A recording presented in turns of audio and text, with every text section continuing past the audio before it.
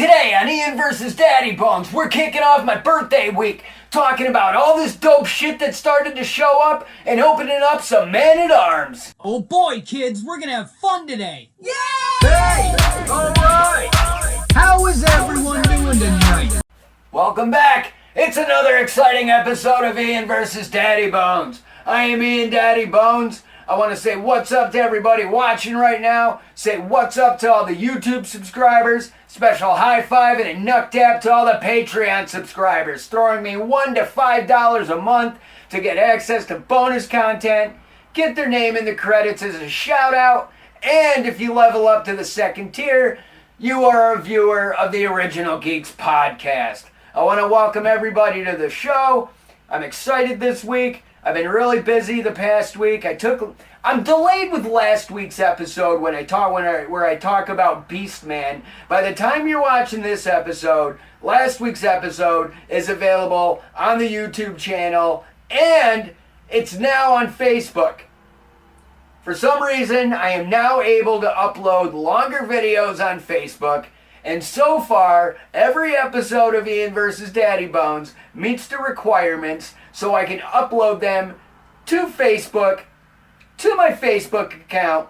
Plus, I can also double upload them on the Ian vs. Daddybones, Ian Daddybones page. So, yeah, it's up there. You can watch Ian vs. Daddybones right on your Facebook account. You don't have to click on the links to get redirected to YouTube. I mean, I appreciate and would love your YouTube subscribe number, but to make it easier for you to watch what I do, it's now on your Facebook in full-length fucking episodes. So check it out, smash that fucking share button, and throw me a heart if you would so kindly. But today on the show, it is my birthday week. I am leveling up to age 44, and all of my new stuff that I ordered started to arrive. I got some pre-orders on deck that should be showing up this week that I'm going to be knocking out. But right before you on the table is basically a bunch of shit that I'm going to be talking about over the course of July and August as we officially kick off our summer here on Ian vs. Daddybones. My kids are wrapping up with school for the summer. It's pretty fucking dope. My daughter Natalia just celebrated her 13th birthday. So happy birthday, pumpkin. Had Father's Day this past weekend. And I also celebrated. No, I don't really call it a celebration. I basically light a candle and cry like a bitch. And I'm in a mood for the whole fucking day. But it was the 2-year anniversary since Peter Briggs, 00 Drunk, my best man at my wedding, one of my overall bestest friends I ever had in my fucking life, passed away 2 years ago yesterday, because at this point with the calendar, it's fucking Monday. Father's Day was yesterday. And I could say I honestly handled this year a lot better than I handled last year. And I think a good reason for that would be because of doing Ian vs. Daddybones. I end every fucking episode by pointing to the sky like I'm Adam Cole, baby. And I shout out, "Cheers, Pete," as my signature to end the show. That's my Larry Zabisco, you know what I mean? And, I think because I shout Pete out at the end of every episode over the past 8 months, I'm always thinking about Pete every week. You know what I mean? That "Cheers, Pete" is my way of high-fiving my dead friend every week. So, I'm always thinking about him. And, I think because of that, it made this year a little bit easier. But it was still tough nonetheless. So, shout out to everybody else that I know who is mourning Peter Briggs. And to everybody else who lit a candle last night like I did in his memory. So, normally end the show with it, but cheers, Pete. But today on the show, like I said, some stuff I ordered that's been chilling in my pile of loot, I finally decided to ship out.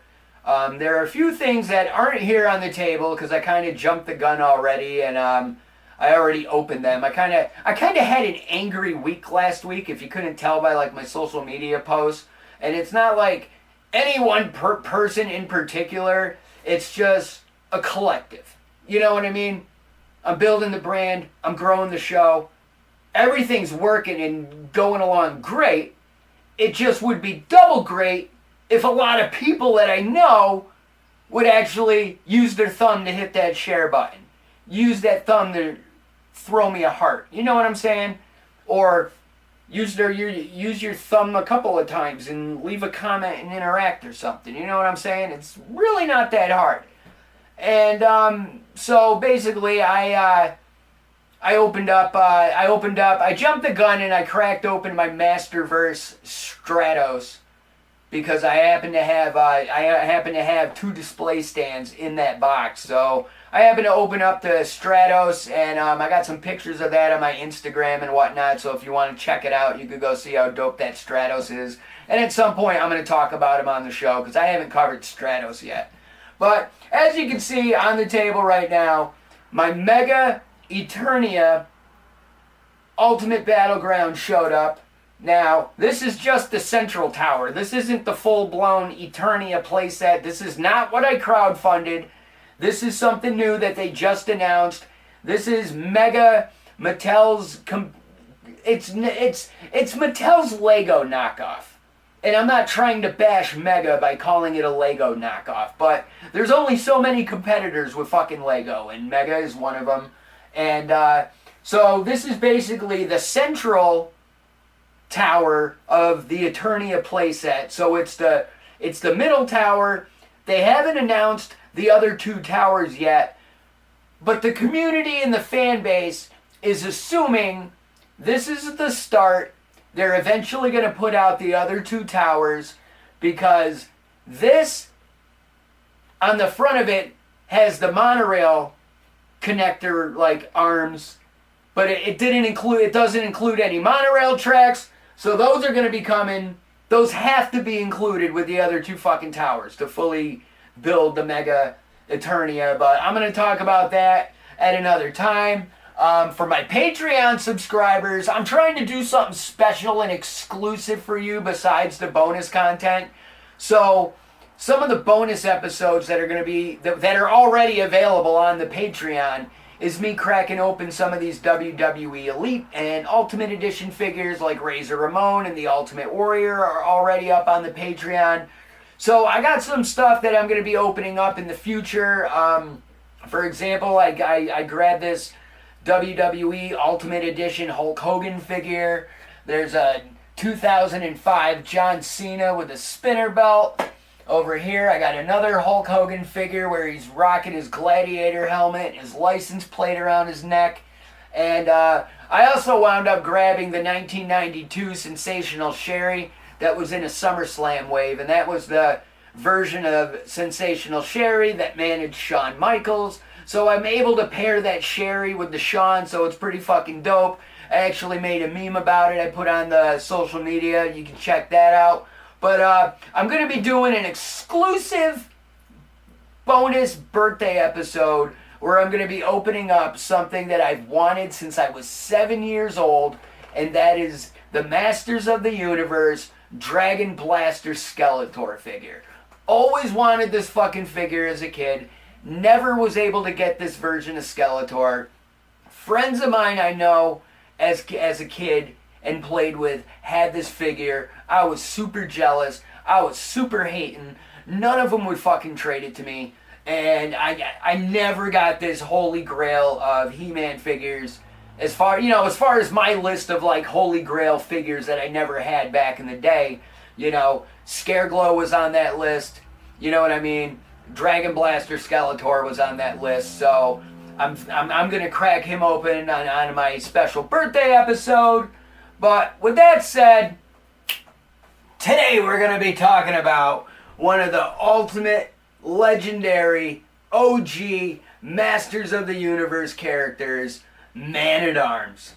Now, I gotta say, when I was a kid and I got introduced to Masters of the Universe, I had two characters, two figures that I was given for Christmas that I got to open.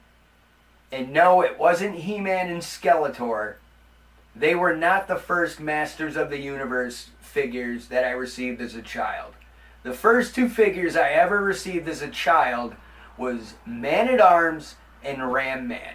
So I got two good guys right from the start, and I remember all I had were these two figures, the card that the figures came packaged on, you know what I mean? So I had the card back, and I had the mini comics that came with the two figures, and I remember having the two comics, being like 3, going on 4, you know what I mean? Not being able to read yet, so I just was like, okay, words, and just looked at the pictures, you know what I mean? So all I had were those two mini comics, those two figures, and the illustration and the cross sale art on the back of the packaging to introduce me to this brand new whatever the hell it was. I didn't know it was called a toy line. I didn't know it was called a toy brand. You know what I mean? All I knew it was a Christmas present. I opened it. This is what it was. What the fuck is this? You know what I mean? And I got Man-at-Arms and Ram Man as my first two characters. And to this day, I'll always remember being a kid, looking at my Man-at-Arms figure, seeing his green body, his white face, his helmet, his orange armor, and he had his mace. And I remember being a kid, not really understanding it. Like at 3, like I'm like looking at this figure, like wondering why is his body all green, but why is this, you know what I mean? I didn't even take into consideration that he was like wearing clothes, that the green was like his outfit.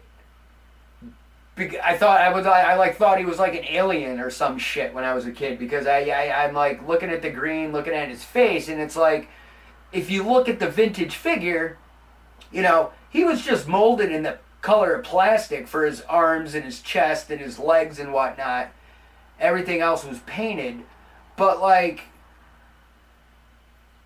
if you look at the finer details of the figure, you could see where they're reusing the same shared parts. So like, He-Man and Man-at-Arms have the same left arm. He-Man and Man-at-Arms had the same right arm, because they like Man-at-Arms even has the wrist gauntlet that's molded into the plastic, the bracelet that's on He-Man's wrists, and it's the same thing that He-Man has, only, you know, He-Man's was never like painted in the 80s, it was just there, but Man-at-Arms was just never painted either, it was just green molded with the plastic. But, you know, that's one thing that always stuck out to me, like thinking back of like getting my like earliest figures as a kid, was like being fascinated with the Man-at-Arms figure, just trying to figure him out. And even at the same time too, when like, you know, my mom or my grandparents would like tell me the names of the characters, because, you know, I couldn't read it. So, what, Grandma, what does that say? That says Man-at-Arms. What's a Man-at-Arms? And I guess, you know, I remember my mom's like, well, I don't know, and whatnot. But like, you know, trying to figure out who the character was when I was a kid was one thing, and like flipping through the mini comics, you know what I mean? It's like, you knew he was a good guy, and it even said right on the back, you know what I mean? Heroic warriors, and you know, he was my first He-Man figure. Him and Rammy. They were my first two He-Man figures, and, you know, I remember being, like I said, 3, 4 years old, playing with those, and eventually I would get new He-Man figures as time would go on, and my childhood collection would grow, and, you know what I mean? When my mom wanted peace and quiet and wanted to get the house clean, it was like, Ian, you can go to your room and play. It's like, okay, and I'd go in my room and play with my toys as a kid, and I had my He-Man, had my LJN wrestlers, and life was fresh back in like 1986, 1987, 1985, 84, you know what I mean? It was good times. But as I got reacquainted with Masters of the Universe since I started buying the Origins figures and eventually the Masterverse figures.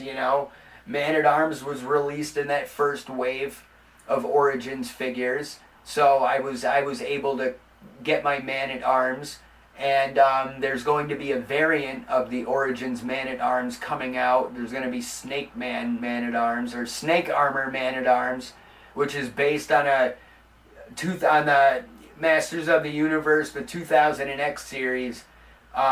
It was a variant of Man-at-Arms that was introduced in that series that got a figure back in like 2003. So now he's getting a 5.5-inch, version of that figure in like I believe it's gonna be in the 13th and the 14th wave of Origins that's coming out this summer and fall. But when I started collecting Masterverse last year, you had the first wave of figures, which was He-Man, Skeletor, Mossman, and Evil-Lyn. And then they came out with Wave 2, which was Beastman, who I opened up on the last episode of the show. Spikor, Teela, and Man-at-Arms were included in that second wave of Masters of the Universe, Masterverse. And, I picked him up. I saw him it's kind of weird. Like, I saw him all the time at, like, Target and Walmart when I wasn't buying Masterverse. But then when I was buying Masterverse, and it's like, okay, this week I'm going to be looking for Man-at-Arms. And if I don't see Man-at-Arms, I'm going to be looking for him next week. So, he wasn't that hard to find. But once I found him, I haven't seen another Man-at-Arms in my area since. So, that's what I'm going to be opening up today is the Masterverse Man-at-Arms. And for Patreon subscribers, I'm going to be opening up this deluxe Man-at-Arms figure that came out in the 7th wave of Masters of the Universe, Masterverse. This is the wave that includes Sorceress Evil-Lyn, Frosta, Roboto, and Stratos. Roboto was previously opened on Ian vs. Daddybones. If you haven't seen that episode, you can definitely check that shit out. But Patreon subscribers, I'm doing a bonus episode for you guys, cracking open this Man-at-Arms. But I'm going to open up this Man-at-Arms because I'm getting really excited. But basically, with Man-at-Arms in Masters of the Universe Revelation, you see two versions of Man-at-Arms, and that's exactly like what's on this table before you. You basically got past and present Man-at-Arms. The Man-at-Arms that I'm opening today is Man-at-Arms based on his classic look when you would expect to see Man-at-Arms fighting side by side with He-Man and Ram-Man and Teela and Stratos and the rest of the Masters. You know what I mean? This is what you expect Man-at-Arms to look like, and this is what you expect a Man-at-Arms figure to be. And I will say that Man-at-Arms has had plenty of figures come out over the years. You have the vintage 80s figure, you know what I mean? You got the 2000X versions of Man-at-Arms that came out. And you also have the Masters of the Universe Origins version of Man-at-Arms.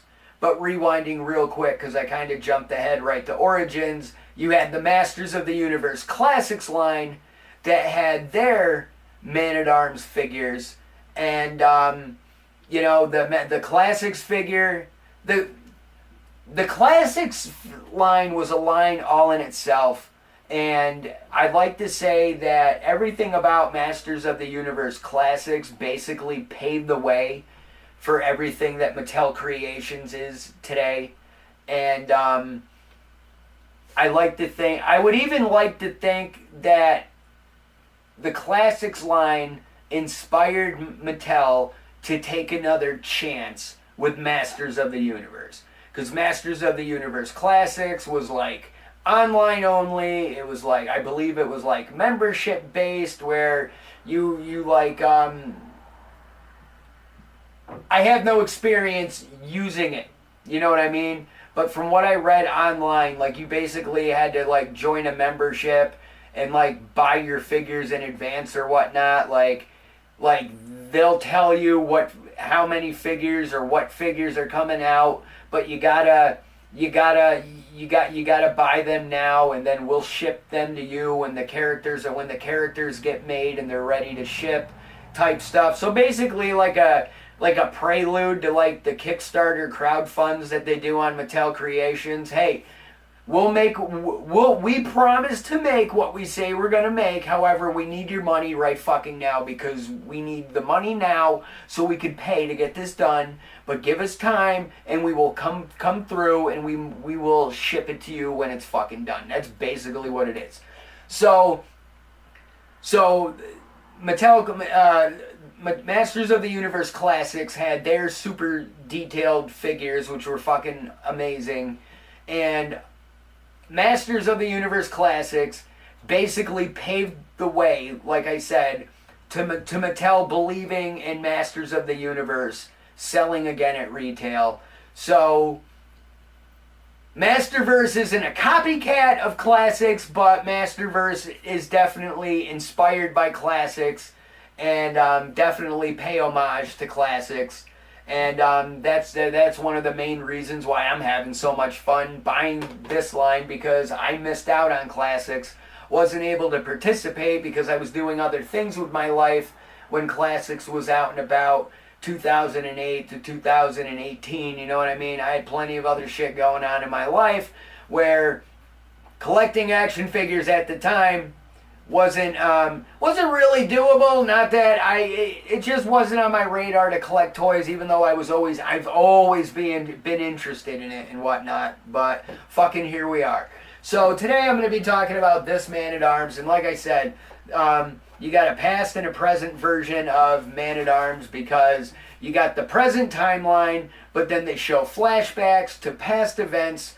So even though like you see one version of Teela, you do see classic looking Teela in the flashbacks, just like you got, disheveled, banished Man-at-Arms, and then you got Man-at-Arms before he was banished, when he was the Man-at-Arms, heroic master of weapons. And it says, bound by duty and honor to the royal crown of Eternia, the man whose friends refer to him simply as Duncan protects the realm under the mantle of Man-at-Arms. Considered to be one of the most powerful allies in the battle against evil, Man-at-Arms is a warrior, an inventor, a mentor to Prince Adam, a friend to the forces of good, and a father of Teela and Roboto, and fights to protect them all. So yes, Man-at-Arms with his daughter and his robot son. I do gotta say, like I said, this version of Man-at-Arms looks absolutely sick. Like, the attention to detail on his paint deco is absolutely amazing. Just looking at him in the packaging, I haven't even taken him out. But just overall, absolutely fucking sick. And, yeah, he just looks really fucking incredible. So, let's go ahead and crack him open. Alright, and I'm back.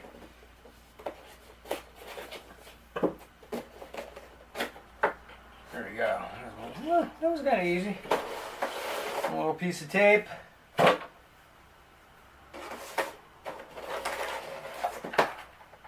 always like these little cardboard inserts with the boxes. They're always pretty dope. You know what I mean? For like taking pictures and shit. You got a little backdrop.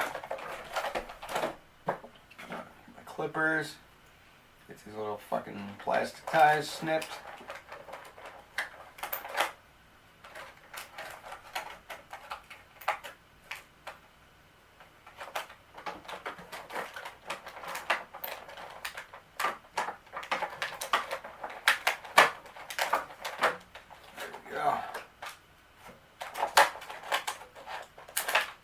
It's always weird too, sometimes the way they have them posed in the plastic, with the way they have the fucking snips, the little fucking plastic ties placed. Sometimes they're a pain in the ass, you can't even access it.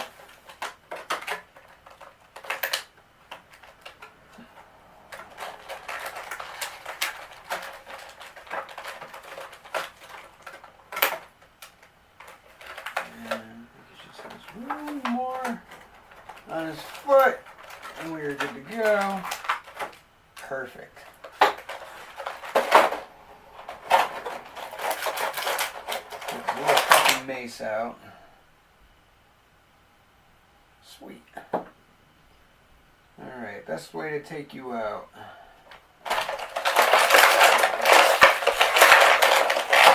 There we go. Easy peasy. Get these fucking plastic pieces out.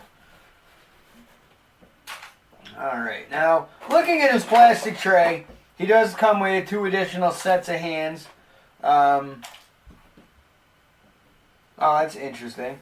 Now, he's got 2 punching hands. He's got 2 punching hands that have, like, his armor's like orange and shit, like orange and brown. But he also has, like, these metal hand coverings. Like, he's got brass knucks, but it's not necessarily brass knucks. It's just protecting his hand. So, he's got 2 punching hands, 2 closed fists that have the metal knucks hand protector on it.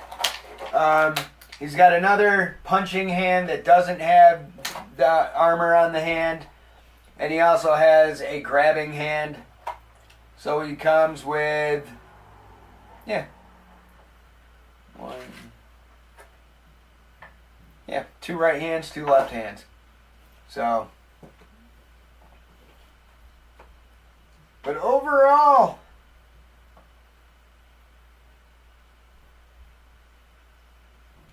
alright, I will say that's going to be annoying, but if I'm just posing them, it shouldn't be an issue if I'm putting them on a display cabinet. Now, I'm noticing right off the bat, his, what do you call it, his shoulder armor. It's very wobbly, but it's not the end of the world type shit. But, it's just there.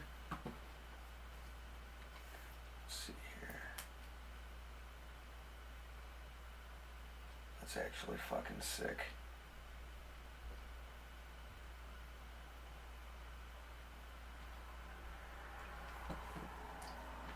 Trying to figure out the best way to want to pose him to get him to stand. Sometimes their joints are a little tight from being in the packaging. Sometimes they want to stand up, sometimes they don't.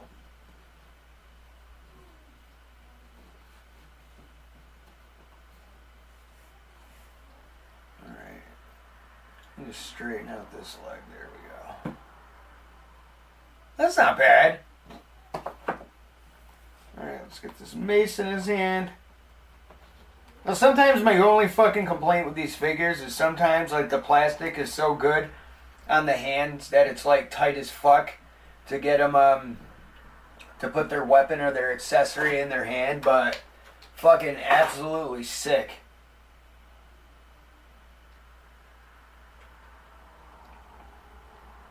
Yeah, as you can see, it's, I don't know, it's weird. With the way it is, it's detailed. Like, he's got this, you can see where it's meant to look like they're attached. But, and it's got the little notch where it's curved and it fits over the other piece of armor. But it's still wobbly nonetheless. But, like I said, for the purpose of having him posed, that's probably how he's going to be on my shelf. So, you know, and other than being posed for the purpose of taking pictures, you know, it's always going to be put in the right place when it needs to. Even though I will say, and as you can see, like, I could put it into place, but the minute, at some point I feel like eventually it's just going to rock back. So, but it is wobbly and loose on his left shoulder, but other than that, it's not that big of a deal. But he has his mustache. And he has his conquistador-looking helmet. Really, really fucking sick. And the thing is, too, is like, you know, he's rocking his arm. Yeah, see, as you can see, boom, like, it's wobbly. It'll stay in place, but then it'll fall in place, but fall out of place. But nonetheless, awesome figure. Really sick with the detail. I'm impressed with it. But like I said, that's the thing, you know, going back to Man-at-Arms, like in the 80s, like you had the Origins Man-at-Arms, I mean, you had the vintage Man-at-Arms, the original Man-at-Arms. He didn't have a fucking mustache. You know what I mean? And then the Filmation cartoon came out. And then all of a sudden that Man-at-Arms had a mustache. And it was really weird to some kids, because I remember a lot of kids that played with He-Man, especially who had Man-at-Arms, were always like, why does he have a cartoon? Why does he have a mustache in the cartoon, and why doesn't the figure have a mustache? And it's basically one of those things where, you know, on the Filmation side of it, when they were making the He-Man and the Masters of the Universe cartoon, that was just one of their original design elements for when they were creating Man-at-Arms. And I mean, let's call it what it is. I mean, a lot of Filmation's cartoons, a lot of them, like Disney in the 70s, would fucking reuse animation cells. You know what I mean? Like, where you'll see the same scene in one movie, but you'll see the same scene in another movie with different characters. Like for example, Snow White dancing with the Seven Dwarfs was also redone using Maid Marian and whatever in the Disney Robin Hood. There was like all sorts of sequences and shit. Like there's like rabbit hole videos where they'll make like a list of all these Disney scenes that mirror each other, where they reuse the same cells, but they add the new art tracing over the original animation with the cells, and it's fucking sick. But like a lot of the Filmation cartoons did the same thing. So like basically, if you look at some of the different female characters across different Filmation cartoons, you'll see where Evil Lynn and Tila will have the same face as like Queen whatever the fuck from this cartoon, or this female character from that cartoon, you know?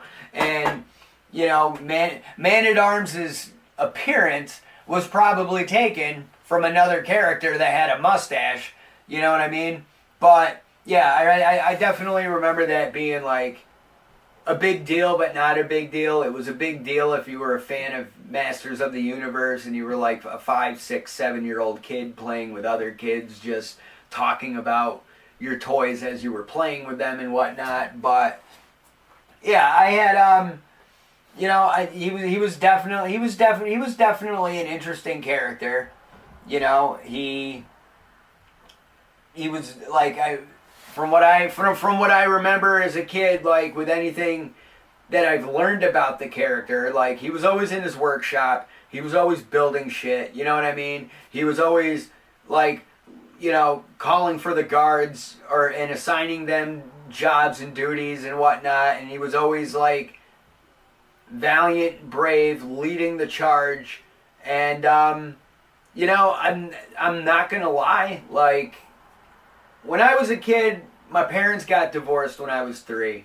My mom and I moved from Binghamton to Florida, where my grandparents were, and my mom and I lived in an apartment, and that's basically when I don't know, fucking went to nursery school, or like, you know what I mean? Now it's called daycare, but back in the day they called it nursery school. And but you know, I remember like when I got my He-Man figures, my parents were divorced. It was just me and my mom, my grandparents, and my Aunt Pat, my mom's sister, was around. So that's what my family was when I was 3 and 4 years old, living in Florida when I first got my He-Man toys. So I'm not gonna lie, for a 3-year-old kid back in like 1982, I didn't know much about divorce. You know what I mean? You're 3. You're not thinking like that. You're not thinking about adult shit when you're a kid. So it's like, I had no idea what was going on. I knew I had I knew I had a dad because I remember spending time with him. I remember him changing my diapers. I remember like for some reason I got like some memories where that, like I said, that go back to when I was like 3 years old. Like I remember my third fucking birthday party. I'm turning 44 this week. You know what I mean? I remember turning 3. I remember shit I got for presents when I was 3 years old. Like bed sheets and some Fisher Price blue, white, and yellow fucking jalopy car that had a fucking face on the front. For all you 80s kids watching this right now, you know what I'm talking about. It had the little thing in the front, you fucking crank the car and shit. I got that when I was 3. I remember that shit. But it's like, I remember living in Florida, knowing that Dad wasn't there. You know what I mean? My mom's living in a fucking apartment. My mom and I are living in this shitty apartment, which to me it was fucking great because it was like, hey, this is mine and my mom's house. My mom and I live here. You know what I mean? I was fucking 3. But Dad wasn't there. I didn't know what the circumstances were because, like I said, I didn't even know the fucking alphabet at the time. I was learning my ABCs, so I didn't even know that D stood for divorce. You know what I mean? So when my parents split up and we went to Florida, like my dad wasn't there. But I knew I had a dad, and I had memories of being with my dad. And I knew my dad had a mustache and whatnot. So it's like, I remember seeing the Filmation cartoon, and like, I would see Man-at-Arms, and even I'd see fucking Burger King Randy in the fucking cartoon. And just the mustache. You know what I mean? My dad had a mustache. So like, I would think of my dad when I saw Man-at-Arms or King Randor in the fucking cartoon. You know what I mean? And then I remember looking at the action figure and the mustache wasn't there. And neither was my dad. And it's just one of those things where I basically what I'm getting at, Father's Day was yesterday. With everything going on in the world and whatnot, my dad and I haven't spoken in 3 years. And, you know, it is what it is. But, like, I open this figure right now, and it just makes me think of, like, what I remember from being a kid when I was playing with that fucking action figure and just, like, missing my dad. But not really knowing the circumstances. I do know that when I was 4 years old, my dad showed up one day in Florida, and then it just seemed like everything was fucking fixed, and Mom and Dad are back together, and now we're on our way back to New York and whatnot, and, you know, that's how we left Florida and came back. But like I said, you know, my mom and I were living in this shitty fucking apartment and whatnot, and to me it was just great because my mom and I had a place, but I didn't know until I was older that our fucking apartment got robbed like twice. I didn't know that Mom came home from work one day and saw her front door fucking kicked open and all our shit stolen. Alright, the timer was obviously telling me to fucking wrap it up. But, like I said, that's basically where it was. When I was a little kid having my Man-at-Arms figure, I remember I would think about my dad and wonder why my dad's not here with me and my mom and whatnot, and you know, I've always thought of my dad when I look at Man-at-Arms. You know what I mean? And it's like, the character was always fucking dope. You know what I mean? And, you know, he is one of the central main characters of Masters of the Universe. You know, he's the weapons master to the king. He's a mentor and advisor, trainer even to Prince Adam. Father of Tila. He is off and on again with the sorceress, if you know what I'm saying. But he made Roboto and considers Roboto his son, because he basically took everything. Like, he programmed Roboto, so basically Roboto is Man-at-Arms programming himself into a fucking robot. And he's also the brother of Fisto. And he does have a mentor himself, Dakar, who doesn't have a figure yet in Masterverse, but he did have a figure, or it could be Decker, whatever the fuck it is. But anyway, he had a figure in the Masters of the Universe Classics line, and yeah, he's a fucking dope figure. I mean, he was portrayed in the live action movie, and I honestly do gotta say, for everything that was shitty about the Masters of the Universe live action movie, I feel they somewhat nailed Man-at-Arms to a degree. You know what I mean? As far as like costume, yeah, he's wearing all black and gray and the colors are not there at all. But overall, you know what I mean? He's got his chest protector right on the front of his armor. You know what I mean? Mouth guard, throat guard, whatever the fuck you want to call it.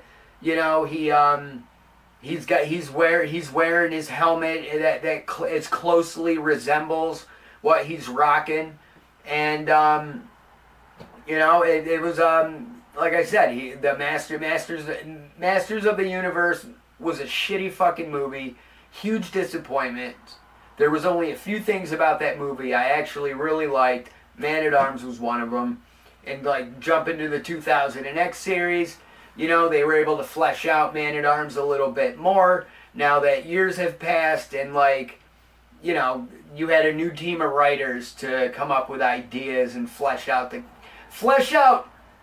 things about the character and add new things that would become like canon going forward. And speaking of canons, the big ass cannon that's in this box and is one of those things. Plus the other wrist-mounted blaster is like a homage throwback to like the opening credits of He-Man and the Masters of the Universe when He-Man's like, only three others share our secret: Man-at-Arms, the Sorceress, and Orko. You know what I mean? And in the show Man-at-Arms, and he's like in battle mode, he's like pew pew with his fucking wrist blasters and shit.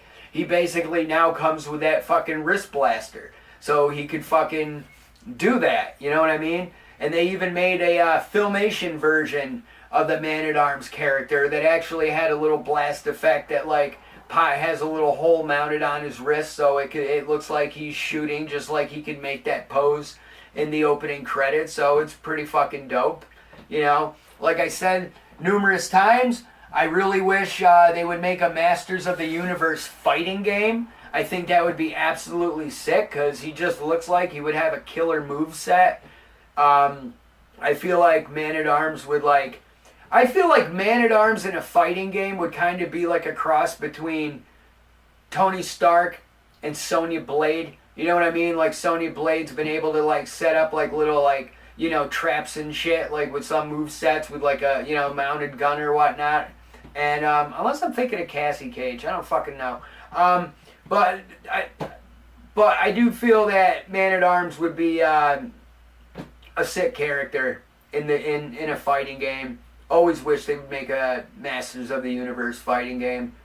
Don't know why the hell they haven't. Some people are probably wondering, why the hell's it got to be a fighting game? I just feel a fighting game would make the most sense for what it is. You know what I mean? You got your different factions. You got your Snake Men, your Evil Horde, your Masters of the Universe, your Evil Warriors, your you know, even your Princess of Power characters. And I just think everything coming together would make for a sick starting roster, not to mention DLC content that could be added to the game as time goes on. In my head, I would have NetherRealm Studios and the house behind Mortal Kombat doing that shit. Because between Mortal Kombat and Injustice, and I already said this on other episodes of Ian versus Daddybones, but, you know, it would just be fucking sick. Like, everything about this guy looks like it'd be really... He'd fucking, like I said, he looks like he would be so sick with a fucking dope moveset and a fantasy wish list. Wish that shit would happen someday. But at this point, I'm rambling because I'm stalling because I'm super fucking excited to get cracking on this Patreon bonus content. So I'm going to go ahead, call it an episode, because I got more content to film today. But for everybody checking out the show right now, thank you very much. I appreciate it. All the YouTube subscribers, thank you very much. Patreon subscribers, I fucking love y'all. And I'm going to have so much shit to talking about this summer throughout July and August. I got pre-orders on deck about to arrive and show up and be processed and paid. So with that said, cheers, Pete!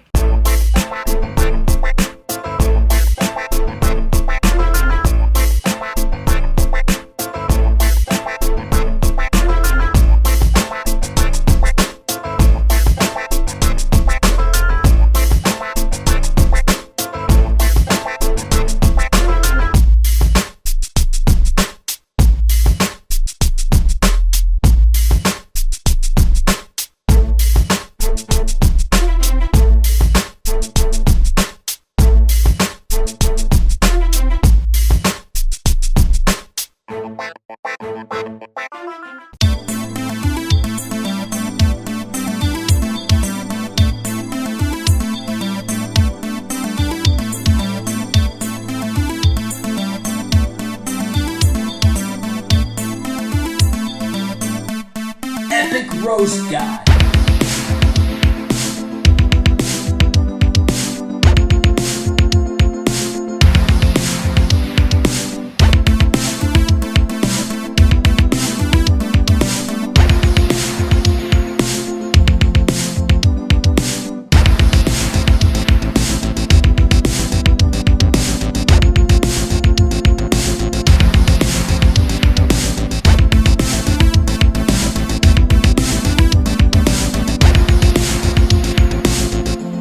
Epic roast guy.